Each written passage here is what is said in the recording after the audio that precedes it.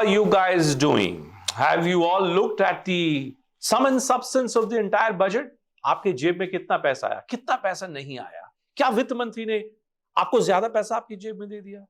This budget of Narendra Modi 3.0, is this really Narendra Modi 3.0 or is this NDA 1.0? Lot of questions. Those on the Prime Minister's side still appear to be hedging big.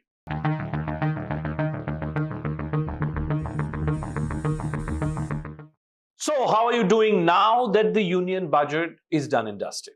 Has the finance minister put more money in your pockets? Those of you who for the last 10 years have ardently supported the Prime Minister, like my friend on my left, Surajit Dasgupta, would perhaps believe that this is a great budget.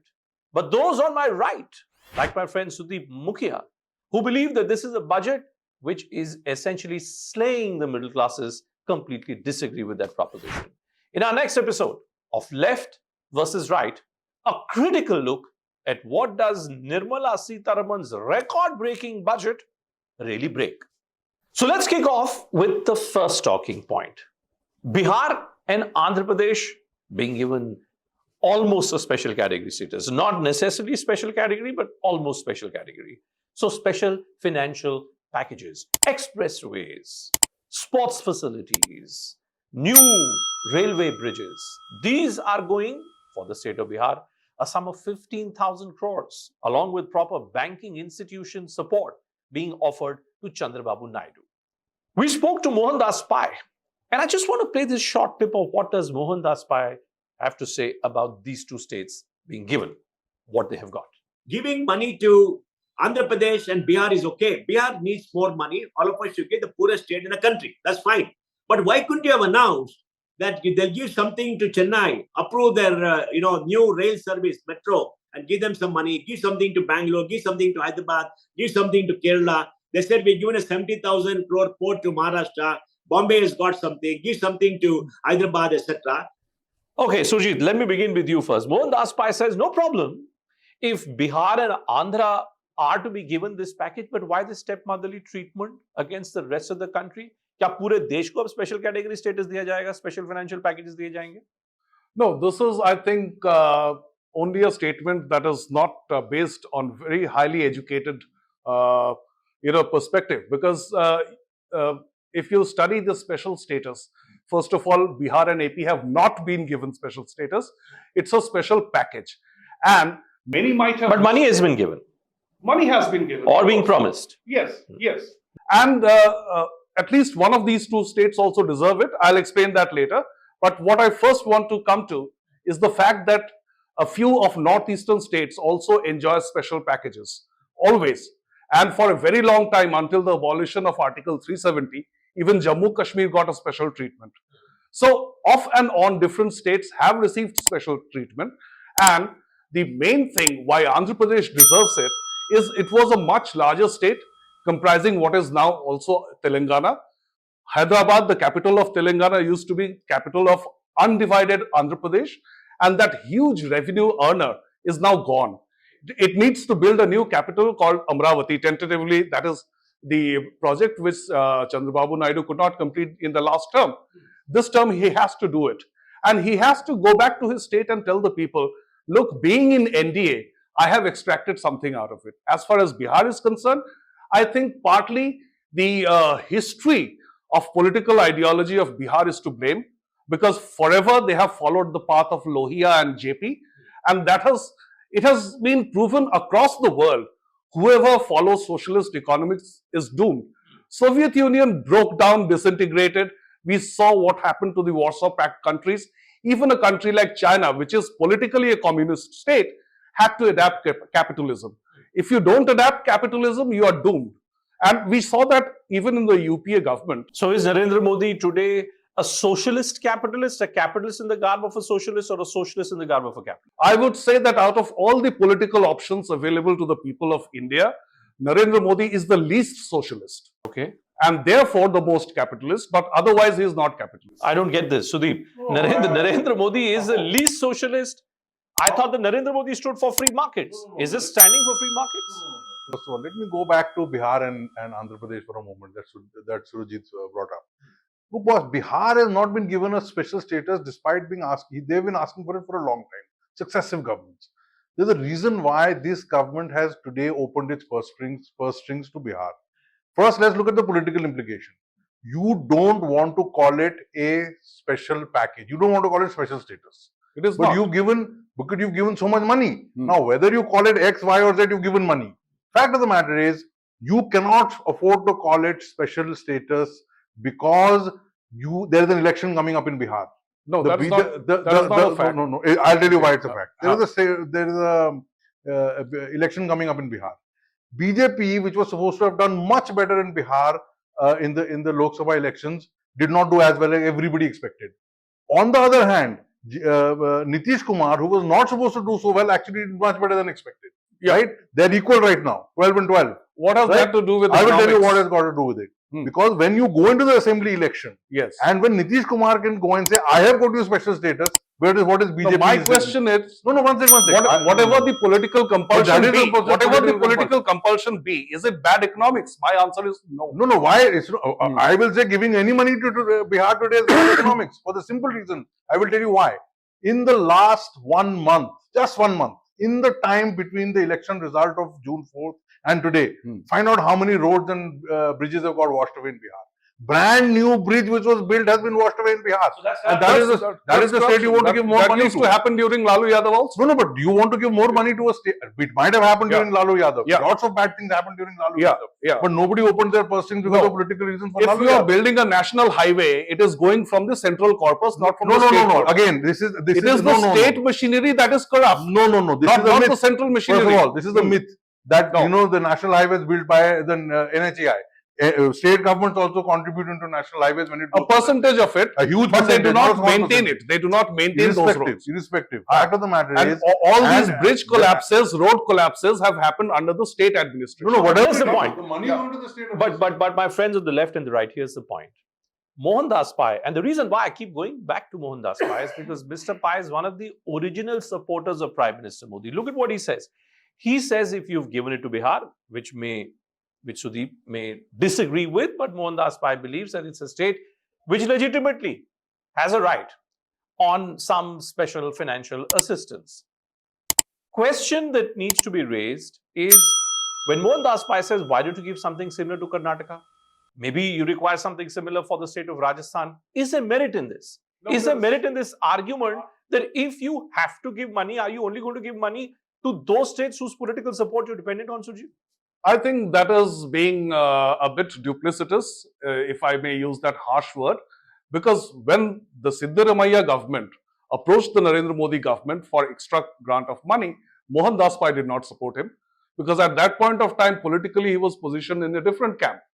So if, overall, every state, all the 28, 29 states you talk about, you cannot let them, indulge in fiscal profligacy, announce freebies, doles, subsidies, loan waivers, etc. And then when you run out of money, you rush to the center and say that, look, we are in a bad shape, you have to help us.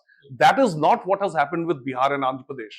There is a genuine history of partition of the state in the case of Andhra Pradesh, and a long legacy of socialism in Bihar, which has put but you see what I don't understand this. let me make an example. But wasn't Jagan? Let me make an international example. There is Give no an international example. Okay, there are 4 very strong economies in Europe. United Kingdom, which has gone out with Brexit. There is Germany, there is Italy, there is France. Now, what happened in 2015 was the kind of socialist parties we have in our country. In Greece, there are similar socialist parties. They promised a lot to the voters and finally they turned bankrupt. Now, Britain said, we are not going to fund your fiscal profligacy. We are not going to fund your populism. And therefore, we are coming out of the Euro thing. No, but European. No, I'm not talking about European Union. I don't worry about Italians and Greeks. Yeah, let's I am talking about Indians. I will tell you this. That is what our states do. No, but you are saying fiscal profligacy. Bijli You are saying muft, freebies. Pani muft, and then Modi paisa do. No. But Modi is the one who's giving max muft. Maximum muft is being Not given by water, Modi. not electricity. 80 crore. And proudly we are saying 80 crore people are getting free food for what? They're For poor what are people. they getting free food? They are poor. I want to know. Hmm. I will give you an example of Yes. Tamil Nadu. In Tamil Nadu today, if you want to get even the smallest thing fixed in your house, nobody is willing to come to work. Why? Because Amma Canteen is giving you food for 10 rupees. So I want to know this, Sudeep, from you. Would you, what Surajit started off with, is Narendra Modi a socialist in the garb of a capitalist or a capitalist in the garb of a socialist? In this country, nobody can be an out-and-out capitalist. It's a poor country. However much we might want to believe, Not an out the and fact out of the matter socialist is, either. we cannot be an out-and-out capitalist. You need to look after the needs of people because they're simply not being able to do it by themselves. So let's look at the next point. You know, Nirmala Sitharaman has been criticized and how on all social media and digital platforms for not giving any relief to the tax-paying community. Surajit, I want to know from you. You hang out a lot with the right-wing tweeters and Instagrammers. This whole business of the middle-class income taxpayer never being given any relief. What's the view? What's the view in the finance ministry? No, I have a completely different view about this because I consider the middle income group and the middle class to be different terms. पहले उसी को settle करते हैं. हाँ. Who's the middle class in India? Are you middle class? Are you rich? Are you poor? Well, journalists, for example, calling themselves middle class is somewhat like in the Indira Gandhi's era when Dhanna sets used to call "मैं तो गरीब आदमी हूँ जी." It is like that. They are actually not middle class. They are either, at best you can call them upper middle class. Middle class are the domestic helps, the drivers, the porters, etc. And poor are those who cannot secure 2 square meals a day. So middle class, if you are giving a tax exemption up to 10 lakh, you are very much taking care of the Uber drivers, Ola drivers. You are taking care of the domestic staff. Yeah, the peon, the tea seller, the panwala. You are taking care of them. Sudeep, They are very happy. Sudeep, is that the new middle class? This is a government definition of middle class. I will give you the example of my own house. I have a lady who takes care of our house. She's been with us for the last 15, 16 years. If today, and she gets a fair salary in the sense that she gets more money than most people who would be doing the same job. If today she were to leave my house, where she gets free food, free accommodation, and she has virtually no kharcha, including her data and her phone, is taken care of by our family plan.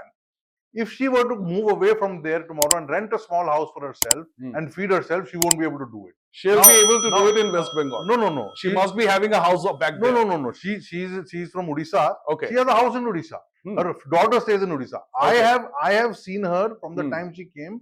She has improved her lot. Yes. My point is this: where she is working, which has helped her improve her lot. If she were to move away from our house, she will not be able to support herself with the money she makes. Now you can accuse me of not paying her enough. That is the. But is she? Does it make you a rich person? No. I am not denying the fact. I don't think I can claim to be. My parents were middle class. I will tell you this. My parents were very decidedly middle class. And today your driver is middle class. Today I am no longer. No. My driver. I don't have a driver, but most drivers around me, they are certainly not middle class. A driver who's paid 20,000 rupees, who's living in the national capital, is he middle class? Today I can hire a driver in this city for 30,000 rupees. I don't know because you keep a in fact, driver. I happened to ask a driver right after the 2019 election. I was moving by an Uber car and we struck a conversation. And I said that, well, the Congress had offered you much more, Rahul Gandhi, although that way back then, he hadn't used the term khatakhat. But even then, what the Congress had offered to the voters was much more lucrative than what Modi had. Modi was given 6,000 rupees per year to farmers, whereas Rahul Gandhi had promised 1 lakh rupees. So I asked, "Aapne 1 lakh rupiya kyun thukra diya? Aapne 6,000 rupiya kyun liya?" So that driver said, Rahul Gandhi has no idea about the modern reality. You know how much money I make per month? I make 75,000 rupees. He thinks that I will go after that 1 lakh rupees of freebies, which has got riders, mind you. Whereas what the 6,000 rupees is doing is that it is guaranteeing that at the time of sowing season, right before I need to buy my seeds for my field, I am going to get 6,000 rupees to buy it from the market.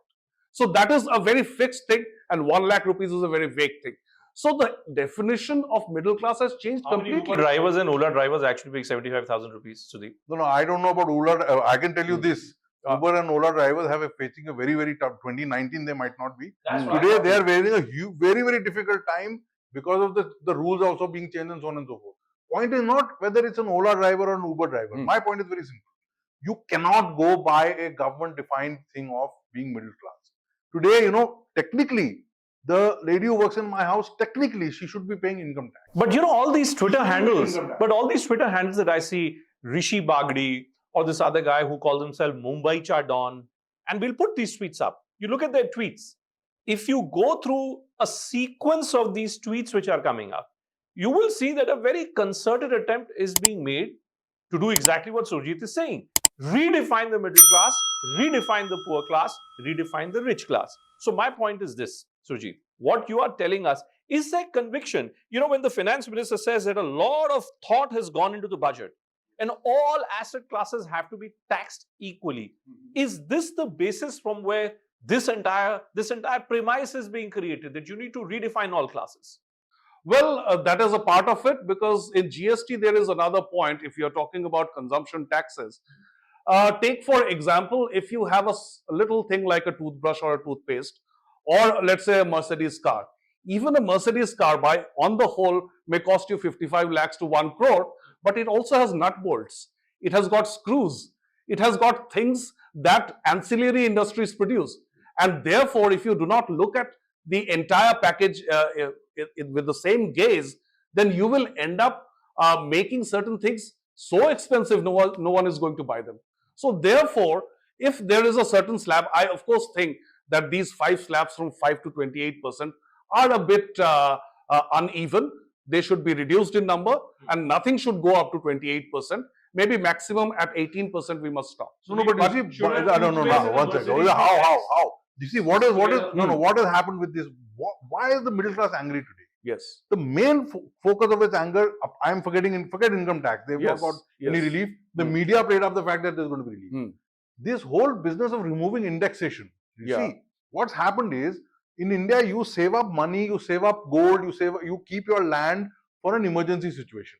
You are not doing it to, what in the US is called flipping houses. You're not doing it to, today I'm going to flip this house, make some money, then buy another one, then flip it and make money. That's not what Indians are doing. Whole point here is that the finance minister is on record in parliament to say, and in document to say, all asset classes need to be taxed equally. Yes. That is exactly contrary, and I will quote another finance minister of the NDA, Arun Jaitley, who said a Mercedes, exactly your example, a Mercedes and a toothpaste cannot be taxed at the same Jaitley level. was wrong. Sitaraman is right. No, but you see, you cannot suddenly flip it like this and say, now I'm going to tax all. But isn't there a contradiction also? Where is the? But I'm wondering, isn't there a contradiction also, Surajit? That this is a government which has tried to take pride in one size fits all. One nation, one ration card, one nation, one policy, one nation, one law, one nation, one tax. I mean, therefore, are we headed in that direction, or is there a realization that this one nation equals to one set of policies is actually a bad idea? Well, GST is a kind of one nation, one tax. However, what you need to see is also the ideological background that they are coming from. This is a government that has been supported by people. Take, for example, Subramanian Swamy, Baba Ramdev, who have also advocated abolition of income tax altogether. So they want a country where there is no bar in how much you earn, but when you spend money, you're going to be taxed on that, which is what GST is. That is abolished GST, but they called it transaction tax. Let's keep that aside. I see nothing wrong in what, the examples that Sudeep is pointing out, indexation, capital gains tax, etc. A very minuscule portion of the middle class. Why not have a wedding tax? No. I mean, have we reached that stage? I mean, look at Mukesh Ambani. If Mr. Ambani spends 5,000 crores on his wedding, I say, well, he spends 18% on tax. That's a lot of money which the government can get from one wedding. Every caterer, every decorator, whatever he has installed in that wedding arena, they are all taxed people. And they are also, providing taxed facilities. No, that may be. But Sudeep, I mean, if we are now getting into this comparison, Mercedes-Benz versus the toothpaste, I'm saying we all know how much money is being spent on weddings in India. Yes, I agree, all vendors are paying taxes.